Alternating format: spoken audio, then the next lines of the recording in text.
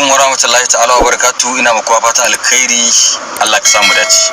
Kamar yadda muka saba muna kawo muku Izzar So a tashar Matabakur TV. To yau da karfe 8 na dare insha Allah za mu saka muku episodes a 57 in Allah da a tashar Matabakur TV mai albarka, mai fadakarwa, mai nishadantarwa, sannan mai ilmantarwa.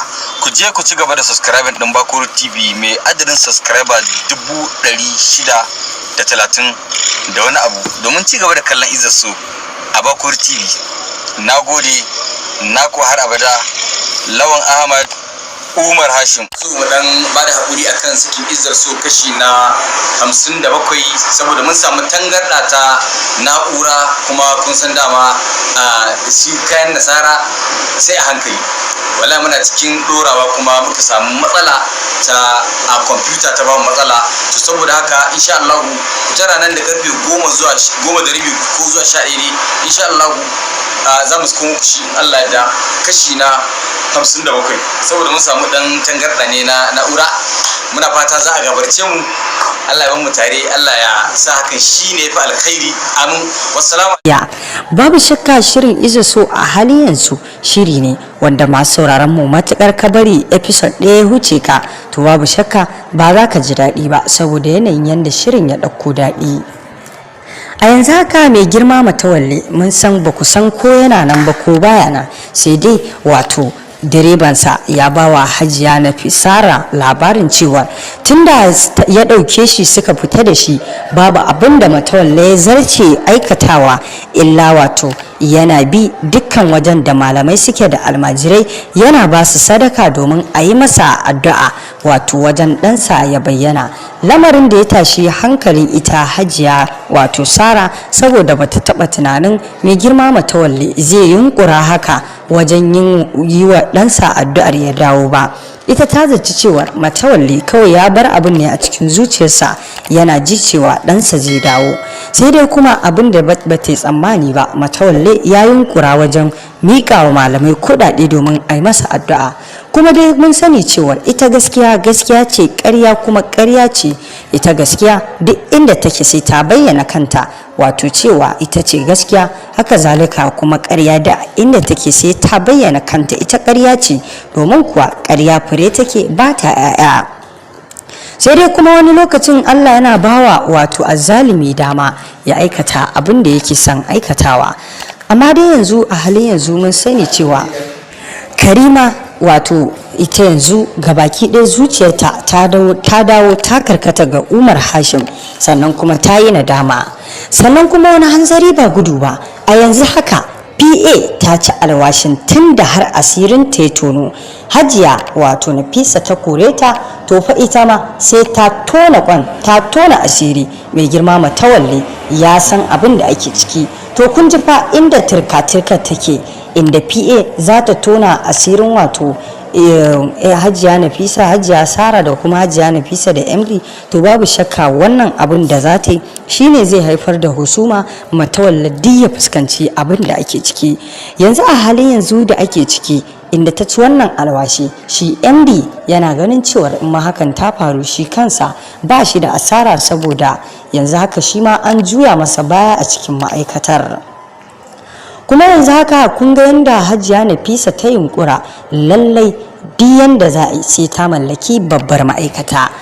Wannan ta faru ne sakamakon tana ganin cewar a yanzu haka tunda mai girma Matawalle yana da wani ɗa bayan ita, sannan kuma har yana da wata 'ya Hajara, wato inda ta bayyana katsan ba tare da ta yi tunanin cewar hakan za ta faru ba, take ganin cewar babu shakka in dai hakan nan ta faru to fa ita za ta tashi a tutar babu. Tunda wancan ɗa idan ya dawo Aliyu ɗa ga Matawalle kuma ɗa ne ga mahaifiyar Hajara, kaga mahaifiyar Hajara tana da 'ya'ya biyu kenan, kuma namiji shine da yake cinye gado. Shi yasa Hajiya Nafisa ta yunkura wajen lallai sai ta mallake wannan babbar ma'aikata, domin duk abin da za a iya zamana sunanta ne a jiki, sai ta nuna cewa mai girma Matawalle ne ya bata. Matukar Matawalle ya mutu, babbar ma'aikata ta zama tata. Sai dai kuma wani hanzari ba gudu ba, shi gado idan za a raba shi ne kowane ɗa, inda yake kimanin wato yana da wato da zama namiji zai karbi gadon da namiji yake karba ko da dan mitsitsi ne. Haka zalika mace duk girmanta za ta karbi gadon da mace take karba ne. To Hajiya Nafisa dai bamu san me takidinta akan wannan lamari ba, inda kuka ji cewa tana so ta mallaki wannan ma'aikata, kuma muna muku albishiri da cewa babban dan Matawalle yana nan dawowa. Amma kuma Hajiya Sara tana nan ita ma, za ku gani a cikin kashi na 57 inda za ta bullo da wannan ɗa na ƙarya ga Matawalle ta jingina masa cewar ɗanta ne, inda dukkan abin da Matawalle zai jibga wa ɗan ita kuma za su karɓe su raba ita da wannan direba. Sai dai kuma direban nan fa bai bayyana mata cewar ya amince da sharuɗan da ta kafa masa ba. Sai dai kuma muna ganin cewa zai iya amincewa, saboda dai babu wanda ba zai ga hanyar samun kuɗaɗe yanda zai huta ba ya ki amincewa. Kun sani dai cewar direban Matawalle ba wani kuɗi ne da shi ba. Idan kuwa wannan abu ya kasance suka jingina ɗa na ƙarya ga Matawalle zai gaggawar bawa wannan ɗa nasa dukkan wata dukiyarsa. Yanzu haka ɗan Matawalle yana bayyana, mai girma Matawalle dukkan wasu kadarorinsa zai yi ƙoƙari ya kira lauya domin a zo a yi rubutu, yaron ya mai gurbin wannan kadarori nasa kuma ya ci gaba da tafiyar da al'amuransa. To kun ga kenan shirin Hajiya Sara zai tabbata cewar in dai wannan ɗa na ƙarya haka ta faru, zai karɓe wannan dukiyoyi na Matawalle. Sai dai kuma hakan fa ba za ta faru ba, tunda mai girma Matawalle mutum ne mai gaskiya kuma mai taimako, don haka Allah ba zai juya masa baya ba. To masu sauraron mu yanzu dai haka kamar yadda kuka ji wannan sharhi namu kashi 57 Izzat So yana nan zai zo muku a yau din nan. Wannan sharhi ne muka ɗauko muku yanda shirin zai iya kasancewa a yau din nan. Masu sauraron mu a koda yaushe ku kasance da wannan tasha tamu mai kawo muku labarai da kuma sharhi akan shirin Izzat So a koda yaushe. Idan baka taba dangwala mana alamar subscribing ba a wannan tasha tamu, ka dangwala mana alamar subscribing sannan ka danna kararrawa, domin haka ne zai ringa baka damar samun labaranmu da bidiyonmu a koyaushe da zarar mun dora za mu sanar da kai masu sauraron mu. Mun gode. Shin me kake tunani akan wannan maganganu da muka tattauna a dangane da wannan shirin Izzat So kashi na 57? Me kake tunani zai iya faru? Allah ka samu dace. Kamar yadda muka saba muna kawo muku Izzat So a tashar Matabakur TV.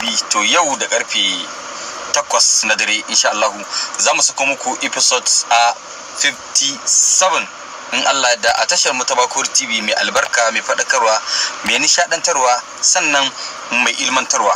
Ku je ku ci gaba da subscribing din Bakur TV mai adadin subscriber 630 da wani abu domin ci gaba da kallon Izzat So a Bakur TV.